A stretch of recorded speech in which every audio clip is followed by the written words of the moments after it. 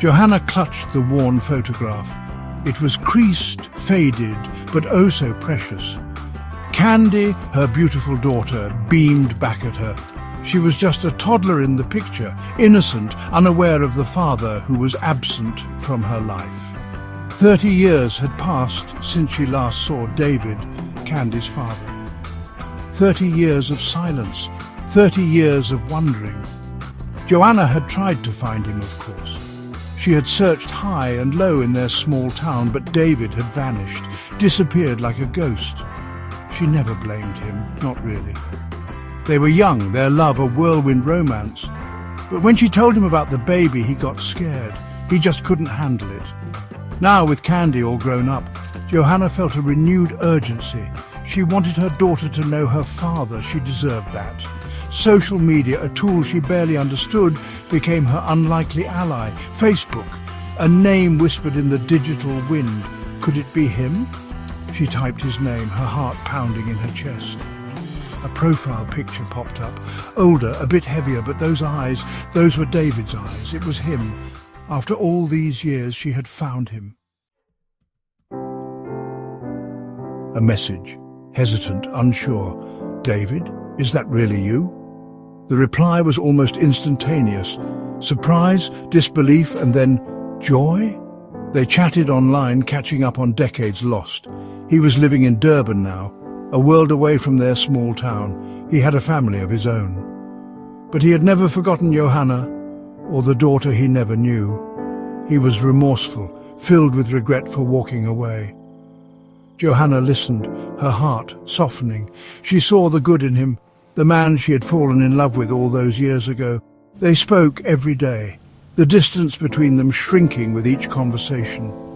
He yearned to meet Candy, his voice thick with emotion whenever he spoke her name. Johanna felt a familiar flutter in her chest, a feeling she thought was long gone. It was love, reignited like a dormant ember bursting back to life.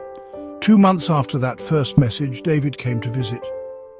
Seeing him standing on her doorstep, older, wiser, but with the same warmth in his eyes, took her breath away. It was like no time had passed at all. Candy was wary at first, hesitant to open her heart to this stranger, but David's love for her was evident in every word, every gesture. He was determined to make up for lost time. He showered Candy with affection, sharing stories of his life, his hopes, his dreams. Slowly, cautiously, Candy began to let him in.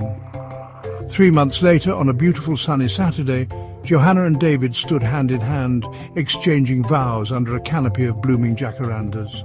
Candy was their bridesmaid, tears of happiness streaming down her face.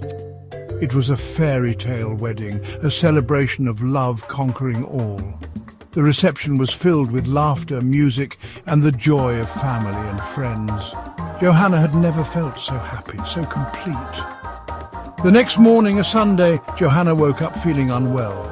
Nausea, dizziness, a pounding headache. David rushed her to the hospital, his heart heavy with worry. The doctors ran tests, their faces grim. The diagnosis was a cruel blow, a brain aneurysm, inoperable. Johanna, his beloved Johanna, had mere hours left to live. The news hit Candy like a ton of bricks. She had just found her father, and now she was losing her mother. It was too much to bear. David was inconsolable, his face etched with pain. He held Johanna's hand, whispering words of love and comfort as she slipped away. The funeral was a blur of tears and condolences. Candy felt numb, lost in a sea of grief. David tried to be strong for her, but his own sorrow was palpable. Johanna's friends and family rallied around them, offering support and solace.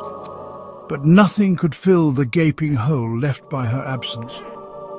The house felt empty, silent without Johanna's laughter and warmth. Every corner held a memory, a reminder of the love she had shared with her daughter and the man who had come back into their lives. David stayed on, unable to tear himself away from the place where he had found happiness, only to have it snatched away so cruelly. Monday dawned grey and sombre. It was Johanna's birthday. A day that was supposed to be filled with celebration was now shrouded in sorrow. Candy found herself staring at a photo of her mother, her heart aching with a pain that seemed unbearable. David pulled her close, his own eyes filled with unshed tears. They spent the day reminiscing about Johanna, sharing stories, laughing and crying together. It was a bittersweet way to mark her birthday, a way to keep her memory alive even as the pain of her loss cut deep.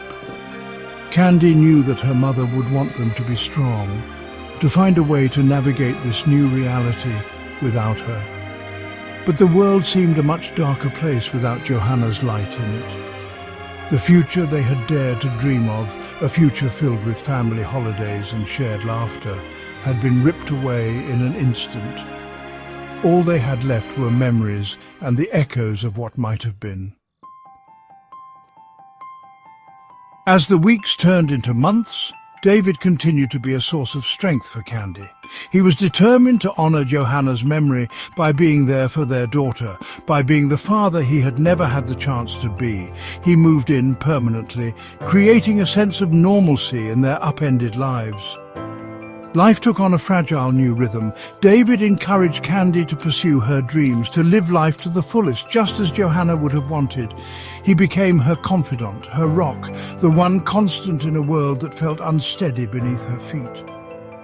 4 months after Johanna's death, David met someone, a kind, compassionate woman named Thandi, who had also experienced loss.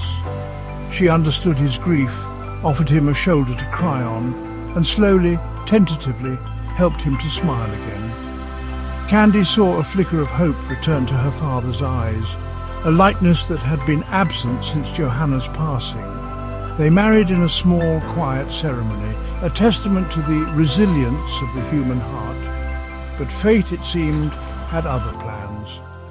Just a month after the wedding, David collapsed. A massive heart attack. He was gone before the ambulance even arrived. Candy watched in horror as her father, the man who had come back into her life only to be ripped away again, breathed his last. The double blow of losing both her mother and father in such a short space of time was almost too much for Candy to bear. She felt utterly alone, adrift in a world that seemed determined to break her. The day of David's funeral dawned, a cruel mirror image of Johanna's farewell just a few months earlier. As Candy stood at the graveside, rain lashing down around her, a fresh wave of grief washed over her. She felt a hand on her shoulder, a comforting presence beside her. It was Thandi, David's wife, her eyes filled with a shared sorrow. In that moment of profound loss, a strange thing happened. A bond formed between them, forged in the crucible of grief. As the funeral procession made its way to the cemetery gates, a commotion broke out. A car screeched to a halt, and a woman stumbled out, her face white as a sheet. It was Thandi's sister, her voice choked with tears as she delivered the news. Thandi's teenage daughter, Alia, had been in a car accident. She didn't make it. The world seemed to tilt on its axis. 3 deaths, 1 family, all connected by a thread of love and loss that stretched back through the years. Candy felt numb, her senses overloaded by the sheer magnitude of the tragedy that had befallen them. She looked at Thandi, her face etched with pain, and a surge of empathy washed over her. They clung to each other, 2 strangers united by grief, their tears mingling with the rain. The weight of their shared loss threatened to crush them, yet somehow, in that moment of profound darkness, they found a glimmer of strength. They had each other. They had the memories of those they had loved and lost. And they had the knowledge that even in the darkest of times, the human spirit could endure. The days that followed were a blur of condolences, arrangements, and the heartbreaking task of sorting through the belongings of those they had lost. Candy found solace in small things, a shared memory, a photograph, a song that reminded her of happier times. She drew strength from the outpouring of love and support from the community, from friends and strangers alike. Life, as it always does, went on. But it was a life irrevocably changed by the events of those few short months. Candy carried the weight of her grief with her, a constant companion that shadowed her every move. But she also carried the love, the laughter, the memories of those she had lost. They were a part of her, woven into the fabric of her being. She found solace in the knowledge that her mother and father had found each other again, even if it was only for a fleeting moment. She clung to the memory of their happiness, the joy that had radiated from them in those precious few months before tragedy struck. And she found a strange comfort in the bond she had forged with Thandi, a bond born of shared loss and the enduring power of human connection. Life would never be the same, but in the depths of her despair, Candy discovered a resilience she never knew she possessed. She learned that even in the face of unimaginable loss, love, hope, and the enduring power of memory could light the way forward.